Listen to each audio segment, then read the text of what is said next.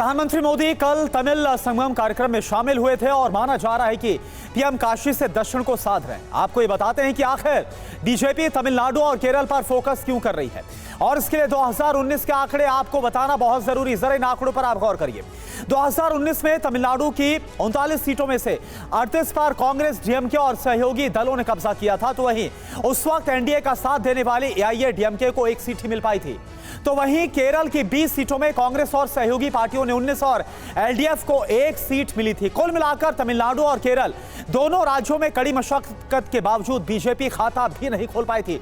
BJP को वो कामयाबी नहीं मिली थी, और यही वजह है कि माना जा रहा है कि जिस तरह से कल काशी तमिल संगमम हुआ, जिस तरह से दोनों कल्चर को जोड़ने की कोशिश की गई, इसके साथ ही दक्षिण को साधने की कोशिश की गई है। और देखिए, हमारे साथ कुछ खास मेहमान जुड़ रहे हैं, उनसे हम बात करेंगे। हमारे संवाददाता विपिन चौबे भी काशी से हमारे साथ लाइव जुड़ रहे हैं, उनका भी हम रुख करेंगे। लेकिन इस बीच आपको बता दें, बीजेपी के प्रवक्ता शलभ मणि त्रिपाठी जी इस वक्त हमारे साथ जुड़े। राजकुमार शास्त्री जी जो कि प्रवक्ता है जन्मभूमि संघर्ष न्यास के, वो इस वक्त हमारे साथ जुड़े हैं। एआईएमआईएम के नेता दानिश कुरैशी साहब हमारे साथ हैं। हाफिज नूर अहमद रजा अजहरी जो कि अध्यक्ष Muslim person law board of India के यूपी इकाई के अध्यक्ष हैं, वो भी इस वक्त हमारे साथ जुड़े हुए हैं। आप सभी का बहुत बहुत स्वागत है। और सबसे पहले मैं रुख करना चाहूंगा शलभ मणि त्रिपाठी जी आपका, क्योंकि सवाल यही उठा है कि जिस तरह से प्रधानमंत्री का ये 2 दिन का दौरा है, 26 घंटे से भी ज्यादा का वक्त जो अपने संसदीय क्षेत्र में बिता रहे, आज 19,000 करोड़ से ज्यादा की जो सौगात है वो काशी वासियों को देने वाले हैं, तो क्या यह माना जाए कि बीजेपी की तरफ से आज ही जो संबोधित भी किया जाएगा जनसभा को, शंखनाद कर दिया जाएगा, ये माना जाए उसकी तैयारियां है ये? देखिए करुणा जी, मोदी जी वाराणसी के सांसद हैं, वाराणसी को वो बहुत स्नेह करते हैं और वाराणसी के लोग, काशी के लोग उनको बहुत स्नेह करते हैं। जो बदलाव हुआ है आप लगातार देख सकते हैं, काशी में दूर दूर से अब लोग आ रहे हैं और जिस प्रकार का वहां परिवर्तन हुआ पूरी दुनिया महसूस कर रही है। आज वो अपने क्षेत्र में, संसदीय क्षेत्र में है, और आपको ये भी पता है एक पूरी यात्रा चल रही है जिसमें विकास की गाथा को लेकर चर्चा हो रही है। जो लोग नहीं लाभान्वित हो पाए उनको जोड़ने की बात चल रही है। इन सारे कार्यक्रमों से प्रधानमंत्री जी जुड़ रहे हैं वहां पे। जहां तक बात आपने कहा कि नहीं ये कार्यक्रम इसलिए किया जा रहा है कि दक्षिण और उत्तर को जोड़ने का, तो मैं सिर्फ इतना कहूंगा ये कार्यक्रम पिछली बार भी हुआ, अगर आपको याद हो तो पिछले वर्ष भी यही कार्यक्रम हुआ था और उत्तर और दक्षिण कभी अलग रहे भी नहीं। आप राजनीतिक दृष्टि से मत देखिए, उत्तर भारत में के लोग दक्षिण भारत के तमाम सारे सांस्कृतिक स्थलों पर जाते हैं, मंदिरों पर जाते हैं, और हम लोगों ने वह भी देखा है कि बहुत बड़ी संख्या में दक्षिण भारत से जो आती हैं माताएं, बहनें, बुजुर्ग तमाम सारे, वो काशी विश्वनाथ जी का दर्शन करने आते हैं। ये जुड़ाव तो हमेशा से रहा है, इसको जोड़ने की आवश्यकता नहीं है। हाँ, इतना जरूर कि काशी में कार्यक्रम हो रहा है, ये एक सांस्कृतिक तौर पर एक जरूर एक मील का पत्थर स्थापित करने का प्रधानमंत्री जी ने प्रयास किया है, और उसके लिए मुझे लगता है कि निश्चित तौर पर हर किसी को गौरवान्वित होना चाहिए कि कैसे दो संस्कृतियां और मजबूत हों, किस प्रकार से देश और संगठित हो, किस प्रकार से हम सब मिलकर इस देश को मजबूत कर सके। ये प्रधानमंत्री जी का हमेशा से प्रयास रहता है, और काशी के लोगों को तो ये गर्व की अनुभूति होती है। अगर काशी के जो लोग हैं उनसे पूछिए, उनको हमेशा इस बात का गर्व होता है कि प्रधानमंत्री नरेंद्र मोदी जी वहां से सांसद हैं, और जाहिर तौर पे होना भी चाहिए। तो वो अपने संसदीय क्षेत्र में लोगों से मिल रहे हैं, लोगों के लिए काम कर रहे हैं, और तमाम सारे जो पार्टी के कार्यक्रम है वो भी। बिल्कुल बिल्कुल। राजकुमार शास्त्री जी के देखिए, लगातार कहा यह जा रहा 9 सालों में जो कायाकल्प हुआ है खासतौर पे काशी को लेकर, और जो एक इंटरनेशनली या फिर आप कह सकते हैं विदेशों में भी जो विदेशी नागरिक हैं उनकी भी संख्या लगातार बढ़ती जा रही है। क्या आपको लगता है कि ये एक और मील का पत्थर, जिस तरह के शलभ जी बता रहे थे कि एक मील का पत्थर साबित होगा ना सिर्फ काशी के लिए बल्कि देश भर के लिए? देखिए आदरणीय प्रधानमंत्री जी भारतीय संस्कृति, भारतीय सभ्यता और भारतीय ज्ञान को फैलाने का एक उत्तम प्रयास कर रहे हैं। आज वह स्वरवेद की स्थापना करने जा रहे हैं जिसका वर्णन वेदों में सामवेद में किया गया है। काशी को आदरणीय प्रधानमंत्री ने जो शास्त्रों में वर्णन है ठीक उसी तरीके से सजा करके संवार दिया है। अब आदरणीय प्रधानमंत्री जी का जो मिशन है वो मथुरा जन्मभूमि न्यास है, और मथुरा जन्मभूमि न्यास जिसका मैं प्रवक्ता हूँ, हमारे दिनेश शर्मा जी राष्ट्रीय अध्यक्ष हैं, और गिरधर गोपाल जी हैं, हमारे अश्विनी शर्मा जी हैं, सभी ये महामंत्री हैं। अब यहाँ पर जो ये हिंदू महासभा की जमीन ठीक है, जिसमें ईदगाह बना दिया गया है, ये हिंदुओं के हाथ में वापस आनी चाहिए, ठीक है, जिससे विधिवत वैदिक विधि से भगवान। ठीक है राजकुमार शास्त्री जी, इस पर भी बात करेंगे, इस पर भी हम बात करेंगे, लेकिन क्योंकि आज दूसरा दिन है काशी दौरे का प्रधानमंत्री का, इस पर इस वक्त लगातार चर्चा को आगे बढ़ा रहे हैं। आएंगे आपके पास दानिश कुरैशी जी हमारे साथ जुड़े AIMIM से। दानिश जी, जो प्रधानमंत्री की कोशिश है, क्योंकि बीजेपी लगातार बोल रही है कि लगातार बेहद करीब लाया जा रहा है जो संस्कृति है, ये संस्कृतियों का मेल है दक्षिण और भारत का आपस में, इस कोशिश को आप कैसे देखते हैं? AIMIM कैसे देखते हैं इसको? देखिए, मुझे लगता है कि देश की तरक्की की कोशिश होनी चाहिए, बजाय कि आप किसी धर्म विशेष की तरक्की के लिए काम करें। काम करना अच्छी बात है, लेकिन अगर मोदी जी को ऐसा लगता है कि अब वो ज्यादा आध्यात्मिक हो गए तो प्रधानमंत्री पद छोड़ के कोई और जिम्मेदार भारतीय जनता पार्टी के कोई हो तो उनको वहां जाना चाहिए। दिक्कत आपकी ये है कि देश की जो मुख्य जरूरत है, जो परेशानियां हैं, आप देखिए देश में हो क्या रहा है, मैं आपको बताऊं। वो बात करते हैं 1 नेशन 1 इलेक्शन की, वो बात कहते हैं कि एक देश में एक विधान एक निशान, इसकी बात करते हैं। नहीं दानिश कुरैशी जी, आपको क्या लगता है कि ये गलत है कि अगर दक्षिण के लोग और जो उत्तर के लोग हैं उनका आपस में मेल हो, अगर वो एक दूसरे को समझ पाए, क्या ये गलत है? और आज देखिए, अगर आप बात करें तो 19,000 करोड़ से ज्यादा की जो विकास परियोजना, उसका तोहफा भी देने वाले प्रधानमंत्री। अरे सुनिए, तो मैं बताऊं आपको तोहफा। आप देखिए कि अगर चुनाव होता है तब उनको राजस्थान में 450 रुपए का सिलेंडर देते हैं, और बिल्कुल बगल वाले स्टेट में। एंकर महोदय, मुझे बीच में कुरैशी जी के बोलना पड़ रहा है, बताइए। मुझे कुरैशी जी की बात को बीच में इसलिए रोकना पड़ रहा है। कुरैशी जी, आप इस भारत में रहते हैं, हर देश की अपनी एक पहचान होती है। कुरैशी जी, बात को सुन लीजिए। बिल्कुल भारत की पहचान होती है, आप दोनों के पास आएंगे, लेकिन शलभ के पास भी चलते, शलभ मणि त्रिपाठी भी हमारे साथ। शलभ जी देखिए, लगातार दानिश जी तो इसको अलग ही टेंशन पर, अलग ही जगह लेकर जा रहे हैं, उन पर विश्वास ही नहीं करते। मुझे ये बताइए, आपने अपना एक मिशन बना लिया है कि हर स्थिति में आदरणीय प्रधानमंत्री जी का विरोध करना है, देश का विरोध करना है, देश की संस्कृति का विरोध करना है, राजकुमार जी एक दरख्वास्त है, एक एक करके बोलते हैं। दानिश जी को पहले पूरा मौका दे देते हैं, वो बोल लेते हैं। दानिश जी अपनी बात पूरा करिए, इसके बाद आगे बढ़ते हैं। देखिए मैं गुजरात से हूं, मुझे ये बताइए कि क्या मेरा अधिकार नहीं है 450 में गैस सिलेंडर मिले? आप दूसरी सारी बातें कर रहे हैं, संस्कृति की बात कर रहे हैं, देश की बात कर रहे हैं, लेकिन अगर मेरे घर में चूल्हा 450 रुपए का गैस का चूल्हा जल रहा है और 1100 में मेरे गुजरात में जल रहा है और राजस्थान में 450 में, तो ये फर्क क्यों है? मैं ये कहता हूं ये फर्क मिटाने की जरूरत है। संस्कृति या ये धार्मिक बातें करने से बेटर ये है कि एक आम इंसान को इसका बेनिफिट दें, तो लोकप्रियता बढ़ेगी भारतीय। दानिश जी आपके पास जाएंगे, लेकिन शलभ मणि त्रिपाठी भी कुछ कहना थे। शलभ जी देखिए, लगातार ये व्यक्ति विशेष से, समुदाय विशेष से दानिश कुरैशी जोड़कर दिखा रहे हैं, कह रहे हैं कि एक ही रीजन में, एक ही जगह पर डेवलपमेंट की जाती है, दूसरी जगह की नहीं जाती।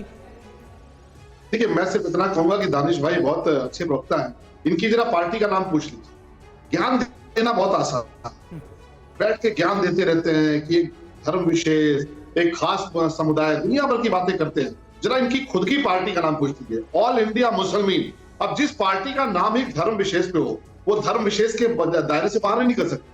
जिनकी सोच ही एक धर्म विशेष के आसपास घूमती हो, वो हर चीज को हर अपने नजरिए से, अपने चश्मे से लगा के देखते हैं। और यही कारण है कि आज अगर काशी का विकास हो रहा है, आज अगर देश का विकास हो रहा है, और गुजरात में जहां की जनता बार बार मोदी जी के नेतृत्व में भारतीय जनता पार्टी को स्वीकार करती है, दानिश भाई वहां बैठे हैं और वहां भी असंतुष्ट हैं। तो दानिश भाई देखिए, हम सब समझते हैं कि कुछ भी कर देंगे, कुछ भी कर देंगे। एक कुछ लोग ऐसे हैं जिनको मोदी जी का काम, ना भारतीय जनता पार्टी का काम नहीं दिख सकता। और दानिश भाई माफ कीजिएगा, आप भी उन्हीं में जिस गुजरात की जनता बार बार भारतीय जनता पार्टी को भरोसा दिखाती है। चलिए दानिश जी आपसे जवाब लेंगे इस पर, लेकिन एक और मेहमान हमारे साथ हैं, उनके पास भी हम जाते हैं। हाफिज नूर साहब हमारे साथ हैं, जो कि Muslim personal law board of India UP इकाई के अध्यक्ष हैं। हाफिज नूर साहब, अगर बात करें, देखिए प्रधानमंत्री नरेंद्र मोदी का जो संसदीय क्षेत्र क्या है काशी, लगातार बीजेपी दावा कर रही है कि प्रधानमंत्री मोदी की अगुवाई में जमकर विकास इस वक्त काशी में हो रहा है। योगी आदित्यनाथ की अगुवाई में यूपी लगातार जो विकास की ऊंचाई है उसको छूता हुआ नजर आ रहा है। आप वहां पर यूपी इकाई के अध्यक्ष मुस्लिम पर्सनल लॉ बोर्ड के, आप कैसे देख रहे हैं इन सभी कामों को? हमने बनारस गलियां देखी हैं और हम बनारस घूमे हैं और हम बनारस रहे भी, और मैं बहुत अच्छी तरीके से बनारस को जानता हूं। बनारस में जिस तरह से बनारस के लोगों को उम्मीदें थी, उस तरह से हमारे देश के वजीर आजम खड़े नहीं उतरे। हाँ, ये बात ठीक है कि वो धर्म के नाम पर धर्म का चोला ओढ़ के एक ही समुदाय ये जाहिर करना चाहते हैं कि हम हिंदुओं के वजीर आजम है सर। इसलिए पूरे देश में कोई अगर काम अगर होता है तो हिंदू धर्म के नाम पर होता है, उनकी आस्था अपनी आस्था के आधार पर होता है। मुसलमानों को कोसने के सिवा ये पार्टी कुछ नहीं करती। अच्छा नूर साहब, एक बात बताइए, अगर देश में ट्रेन चलती है एक राज्य से दूसरे राज्य में, क्या उसमें एक समुदाय विशेष के लोग ही ट्रैवल कर सकते हैं? क्या दूसरे समुदाय, क्या अगर कुछ मेडिटेशन सेंटर बनता है, कोई डेवलपमेंट होती है, क्या एक समुदाय विशेष के लिए होता है? ये तो पूरे देश के लिए है, उन्नति हो रही है, तरक्की हो रही है, इसको आप हमेशा एक समुदाय से क्यों? दानिश जी आपके पास भी आ रहे हैं। हमारा देश संवैधानिक देश है, बिल्कुल, और संविधान में अभी इन्होंने इसमें कोई संशोधन कर नहीं पाया है। जिस दिन इस बात का संशोधन कर लेंगे उस दिन ट्रेनों में हमें बैठने को नहीं मिलेगा। ये आप ही बोलते रहते हैं और आप ही लगातार इन बातों को बोलते रहते हैं। हालात देखे ना, वजीर आजम देश के वजीर आजम है, देश के हर समुदाय उनकी रियाया है। क्या ये सब हो क्या रहा है देश में? चलिए ये हो क्या रहा है? सवाल आप पूछ रहे हैं। चलिए आपने सवाल पूछा, नूर साहब सवाल पूछा, शलभ मणि जी जवाब दीजिए आप।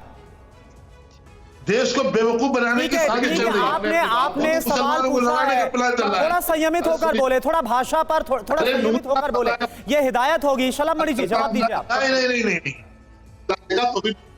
शलभ मणि जी जवाब दीजिए, कई सवाल पूछ डाले।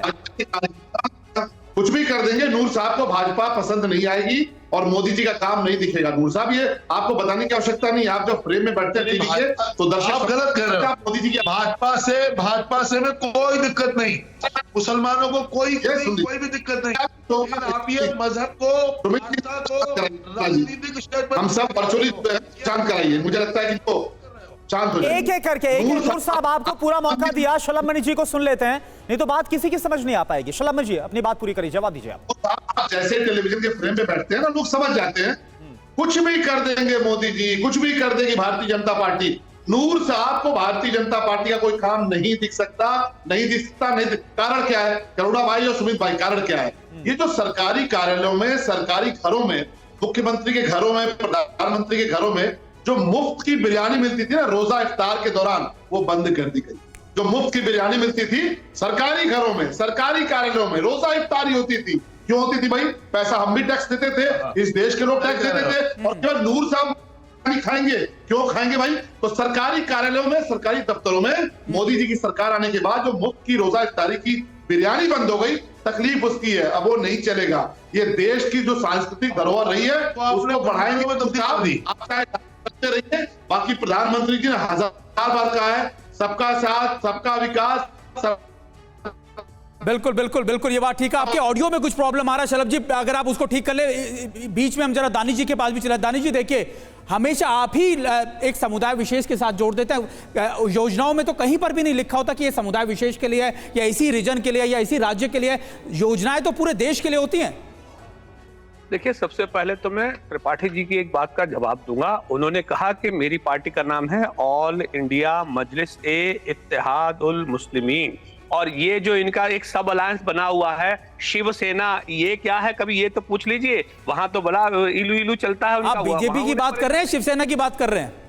नहीं, मैं शिवसेना की इसलिए बात कर रहा हूँ कि अलायंस में तो यही है ना। तो आपको मुस्लिम से तो प्रॉब्लम है, लेकिन शिवसेना से प्रॉब्लम नहीं है। तो इनके जो दोहरे चरित्र हैं ये आपके सामने। दूसरे नंबर की बात, उन्होंने ये कहा कि गुजरात में हमने इतनी बार जीता उतनी बार जीता। तो आप ये कह रहे हैं कि भाई हमारे हिस्से में जो चीजें आनी चाहिए वो दूसरे राज्य में मिले, और एक तरफ आप बात करेंगे वन नेशन वन इलेक्शन की। तीसरे नंबर की और आखिरी बात मैं आपको बताऊं कि धर्म के आधार पर राजनीति करना, मुझे ये बताइए, अभी आप नूर साहब से पूछ रहे थे कि भाई ट्रेन में आपको सुविधा नहीं मिलती, तो ट्रेन में गोलियां नाम पूछ के मारे जाते हैं कि ये मुसलमान है और आपको इसको वोट देना पड़ेगा। नहीं, आप हमेशा और बकायदा कानूनी प्रक्रिया उस पर चल रही है। जो शख्स है जिसका आप जिक्र कर रहे हैं वो जेल के अंदर है। आप वहां पर मुद्दे को ना भटकाएं, मुद्दा जो हमारा आज का है उस पर आप चर्चा रखें। मैं वही कह रहा हूं कि रेडिकलाइजेशन इतना हो गया कि ट्रेन में आप चल नहीं पा सकते, ये स्थिति है आपकी। चलिए ठीक है, नूर साहब आप एक जवाब दीजिए। नूर साहब आपसे सवाल यह है, हालत बना रखा है कि प्रधानमंत्री नरेंद्र मोदी से कहीं दिक्कत इस बात को तो लेकर नहीं, क्योंकि आप लगातार उनके खिलाफ ही बोल रहे, काफी मुखर हो रहे, इस बात को लेकर तो दिक्कत नहीं, क्योंकि लगातार उनका चेहरा सामने रखा जा रहा है। अभी हालिया जो चुनाव हुए उसमें जो बीजेपी को प्रचंड जीत हासिल हुई है, लगातार बीजेपी जो कामयाबी हासिल कर रही है, कहीं इस बात को लेकर दिक्कत तो नहीं है? देखिए वो देश के वजीर आजम हैं, उनका चेहरा रखा जा रहा है। ये बात कौन सी है भाई? उनका तो चेहरा रखा जाएगा ही, वो देश के मुखिया है। मैं ये चाहता हूं कि देश धर्म निरपेक्ष देश है, लोकतांत्रिक मुल्क है हमारा, इसके लोकतंत्र को बचाइए। जो मजहब को राजनीतिक स्टेज पर लाकर के खड़ा कर दिया है। नूर साहब, दरअसल सवाल मैंने इसलिए पूछा था आपसे, सवाल इसलिए पूछा था कि जितने आप आरोप लगा रहे हैं, अगर इतना ही खोट होता तो आम जनता ही तो वोट देकर पहुंचा रही है ना, आम जनता ही तो फैसला कर रही है ना कि कहां पर किसको सत्ता देनी है। देखिए ये लोग एक बहुसंख्यक समाज, जो हिंदू समाज है हमारे यहाँ, उसको ये लोग मुसलमानों से डरा के जो वोट ले रहे हैं, ये भी आने वाले दौर में घातक होगा। आने वाले दौर में देश का माहौल और ज्यादा खराब होगा। ये लोग जो आज तक एक बात मुझे समझ में नहीं आ रही अभी तक कि देश में कोई योजना, कोई परियोजना का उद्घाटन होता है, कोई अच्छा काम होता है, उससे डराना, धमकाना, एक समुदाय को दबा देना, ये कहां से आ जाता है? पहले आप सारी धार्मिक मामला करते हैं, उसके बाद में बताते हैं ये योजना और ये। अरे भाई, अब राजकुमार जी जो शिकायतें कर रहे हैं, राजकुमार जी ठीक है आपने बोला, नूर साहब, राजकुमार जी जो शिकायतें रखी गई नूर साहब की तरफ से, कुछ बोलना चाहेंगे आप? हाफिज नूर साहब को मैं इतना स्पष्ट करना चाहता हूं कि मुसलमान महिलाओं का 3 तलाक भारतीय जनता पार्टी की सरकार ने खत्म किया। नूर साहब सुन लीजिए, हाफिज नूर साहब बिल्कुल नहीं चाहते थे कि मुसलमान महिलाओं का हित हो। ये मुसलमान महिलाओं को अधीन दबा करके रखना चाहते थे। आज सारे देश की मुस्लिम महिलाएं भारतीय जनता पार्टी को सपोर्ट कर रही हैं। हाफिज नूर साहब के गले बात उतर नहीं रही। एक ही आदमी की 4 शादियां हो, एक ही आदमी को जन्नत मिले आदमियों को, और मुस्लिम महिलाओं का जीवन बर्बाद होता रहे। ये नहीं चाहते कि मुस्लिम महिलाएं इनके बंधन से ज्यादा परेशान ना हो, हमारी महिलाओं को निजात मिले। हाफिज नूर साहब किसी प्रकार से नहीं चाहते, और इनको ये मालूम है अगर भारतीय जनता पार्टी की सरकार रहेगी, मुस्लिम महिलाओं को स्वतंत्रता के लोगों ने मिलेगा। देश की आवाम ने, मुस्लिम महिलाओं को स्वतंत्र नहीं रहना चाहते। आज भी ये महिलाओं को गुलाम बना करके रखना। आप दोनों लगातार देखिए, हाफिज नूर साहब टॉपिक कुछ है और आप बातें कहीं लेकर दीजिए। महिलाओं को देखिए लगातार ऐसा लग रहा है कि ये एक मंच है जहां से लगातार ये अपने प्रवचन या फिर अपनी बातें कहना चाहते हैं, अपनी बातों को जाहिर करना चाहते हैं। लेकिन अगर इन कल्याणकारी योजनाओं के बारे में, इन परियोजनाओं के बारे में जिनका प्रधानमंत्री मोदी आज उद्घाटन करने वाले हैं, शिलान्यास करने वाले हैं, इनका फायदा किस तरीके से ना सिर्फ यूपी बल्कि देश भर की जनता को होगा?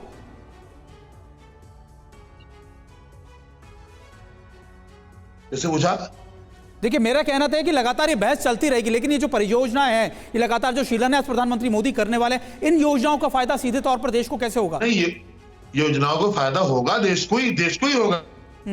योजनाएं आएंगी, विकास होगा, वो हर समुदाय को होगा। वो आप अलग चाह के भी नहीं कर सकते ना, कि हैसियत नहीं है कि कोई इसको कर दे, अलग कर दे। तो अगर आप ये चाहते हैं कि योजनाओं में भी ऐसा हो, तो आप साहब चाहते रहिए। योजनाएं आप किसी धर्म के नाम पर नहीं ला सकते देश में। नहीं, सवाल तो देखिए नूर साहब, सवाल आप उठा रहे थे, मुझे लगता है कि शलभ मणि जी हमारे साथ फिर से जुड़ गए हैं। शलभ मणि जी, जवाब आप देना चाहेंगे? नहीं, बिल्कुल। अभी मैंने सुना, कह रहे थे कि किसी की हैसियत नहीं होगी, दुनिया भर की बातें कर रहे हैं। तो कुछ राज्यों में जो धर्म के आधार पर आरक्षण दिए गए हैं, वो क्या चीज है? यहाँ भी तो दे सकते थे, लेकिन मोदी जी ने नहीं किया। मोदी जी ने कहा कि सबका साथ, सबका विकास, सबका विश्वास, और जो भी योजना आ रही है सबके लिए है। संविधान की इनको शांत करे, बीच में कूद पड़ रहा है। बीच में मुफ्त की बिरयानी मिलनी क्या बंद हो गई? रोजा इफ्तार के सरकारी कार्यक्रमों से इतना बौखलाए हुए हैं। मोदी जी ने सबके लिए काम किया, मोदी जी ने हर समुदाय के लिए, हर वर्ग के लिए काम किया। कभी ये नहीं सोचा, कभी ये नहीं कहा कि किसी वर्ग के लिए, किसी जाति के लिए, किसी धर्म के लिए, और इसलिए बार बार वो कहते रहे। लेकिन कुछ लोगों को देखिए बर्दाश्त नहीं हो सकता, चाहे कुछ भी करते।